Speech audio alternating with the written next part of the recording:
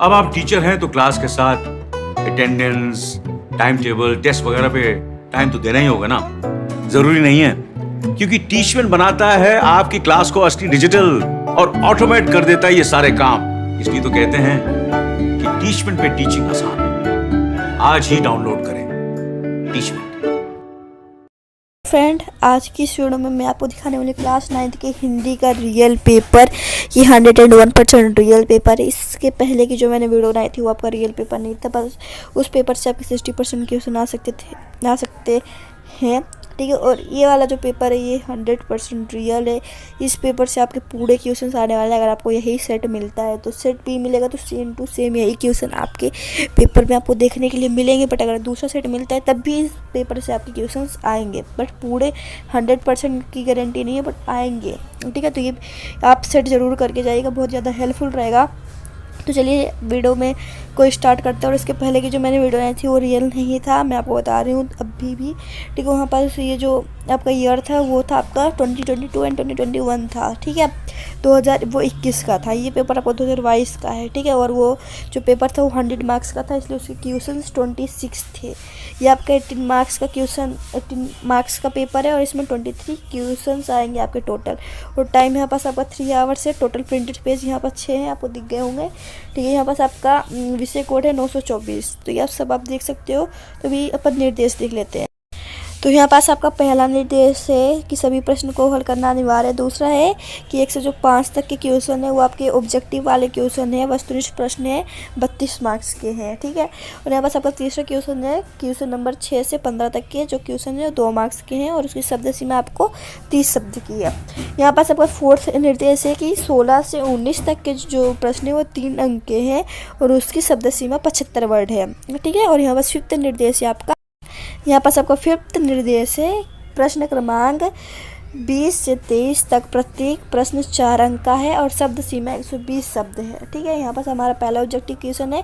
उसके पहले हम आपको दिखा देते हैं ये रियल पेपर। यहाँ पास आप प्रिंटेड पेज देख सकते हो, यहाँ पास आप कोड वर्ड सब देख सकते हो, यहाँ पास सेट दिया गया है, विषय कोड दिया गया है, पूरा रियल पेपर है, ठीक है। तो चलिए देखते हैं, सही कर शुरू कर लिखिएगा। आपका पहला क्वेश्चन है, हिंदी साहित्य का सर्वाधिक लोकप्रिय महाकाव्य। तो हिंदी साहित्य का सर्वाधिक लोकप्रिय महाकाव्य आपका रामचरितमानस है। तो यहाँ पास अब आता है इसका ऑब्जेक्टिव क्वेश्चन का दूसरा क्वेश्चन, जो कि प्रकृतिवादी कवि है। तो आपके यहाँ पास प्रकृतिवादी कवि है रामधारी सिंह दिनकर, ठीक है। यहाँ पास आपका थर्ड क्वेश्चन है इसका ऑब्जेक्टिव का, चारूचंद की चंचल किरण में कौन सा अलंकार है। तो यहाँ पास आप देख सकते हो 4 वर्ड की आवृत्ति यहाँ पास बार बार हो रही है, इसलिए यहाँ पास अनुप्रास अलंकार होगा। जब एक या एक से अधिक वर्ड की आवृत्ति बार बार होती है तो यहाँ पास अनुप्रास अलंकार होता है, ठीक है। यहाँ पास आपका फोर्थ क्वेश्चन है, जानवरों में सबसे बुद्धिहीन समझे जाने वाला प्राणी है। तो जानवरों में सबसे ज़्यादा बुद्धिहीन समझे जाने वाला प्राणी आपका गधा है, गधा, ठीक है। और गधे का एक छोटा भाई है जिसका नाम है बैल, ठीक है। अगला क्वेश्चन देखते हैं। यहाँ पास आपका फिफ्थ क्वेश्चन है, वर्डों के सार्थक योग को कहते हैं।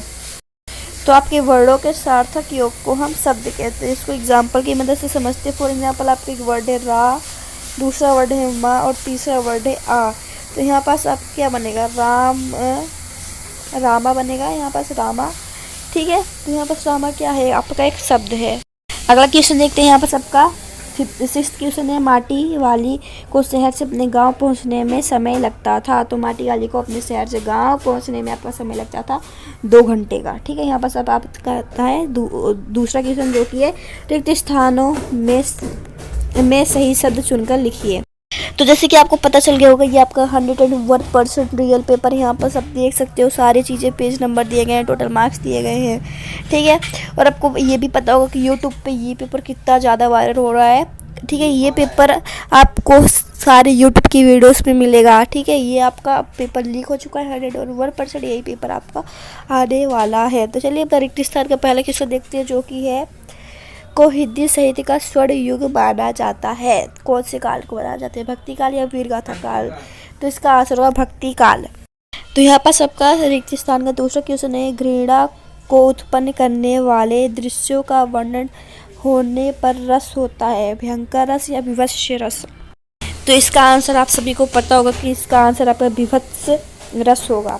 यहाँ पर सबका थर्ड क्वेश्चन है, उपमेय में उपमान का आरोप अलंकार होता है। तो उपमेय में उपमान का आरोप यहाँ पर रूपक अलंकार होता है।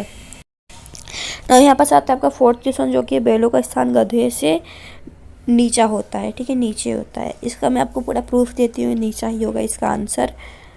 तो यहाँ पास हम आ चुके हैं अपने गूगल में। आप यहाँ पास गूगल में देख सकते हो, क्योंकि बैल विरोध करना जानता है किंतु गधा विरोध नहीं करता, उसके स्थान कैसा भी विरोध करो वह चुपचाप सह लेता है।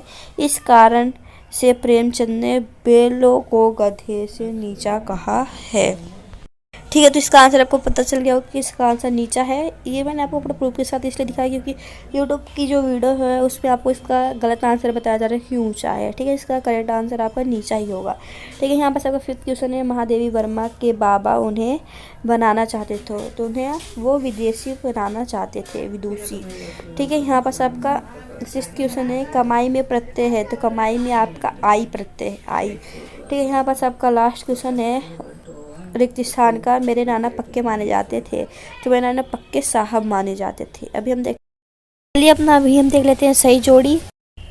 तो इसका हमारा पहला क्वेश्चन है सुमित्रानंद पंत, तो इसका आपका आंसर होगा वीणा पल्लव। ये सुमित्रानंद पंत जी की रचना है। ठीक है, अगला क्वेश्चन यहाँ पास पंचवटी, तो पंचवटी यहाँ पास आपका खंड काव्य, इसका आंसर होगा खंड काव्य। यहाँ पास तीसरा क्वेश्चन है संस्कृति तथा शिक्षा, तो इसका इसका आंसर ये नहीं होगा।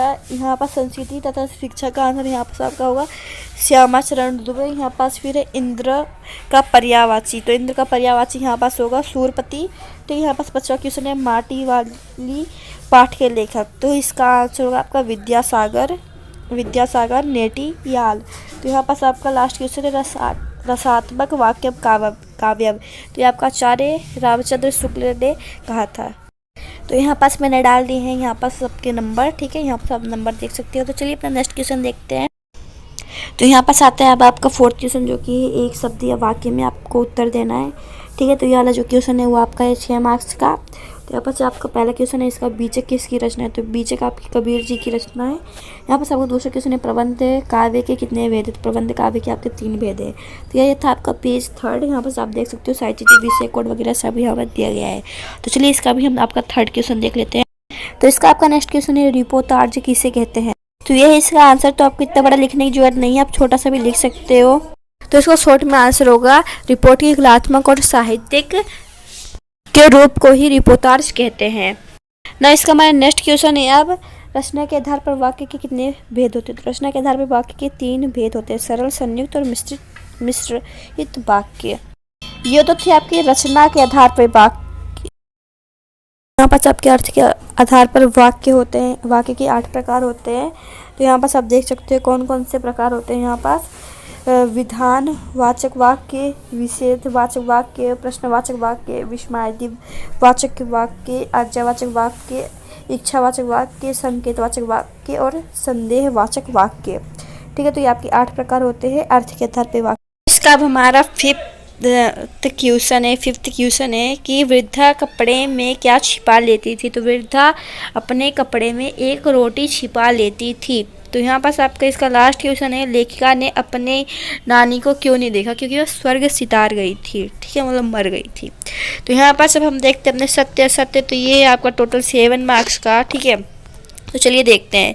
इसका हमारा पहला क्वेश्चन है लेखिका की नानी झगड़ाल औरत थी, सत्य या असत्य, तो इसका आंसर हो जाएगा आपका असत्य। लेखिका की औरत झगड़ालू औरत नहीं थी। दूसरा क्वेश्चन है इसका शब्द के आगे जुड़ने वाले शब्दांश उपसर्ग कहलाते, तो ये आपका सत्य हो जाएगा। तीसरा क्वेश्चन है दोनों बैल 1 माह तक कांजी होश में बंधे रहे, तो इसका आंसर हो जाएगा आपका असत्य। ठीक है, नेक्स्ट देखते हैं नाना साहब भारत में हुए प्रथम स्वतंत्र संग्राम के अग्रणी नेता थे, तो ये आपका सत्य हो जाएगा। तो यहाँ पास नेक्स्ट क्वेश्चन है महाकाव्य में एक संग्रह होता है, तो ये आपका असत्य हो जाएगा यहाँ पास।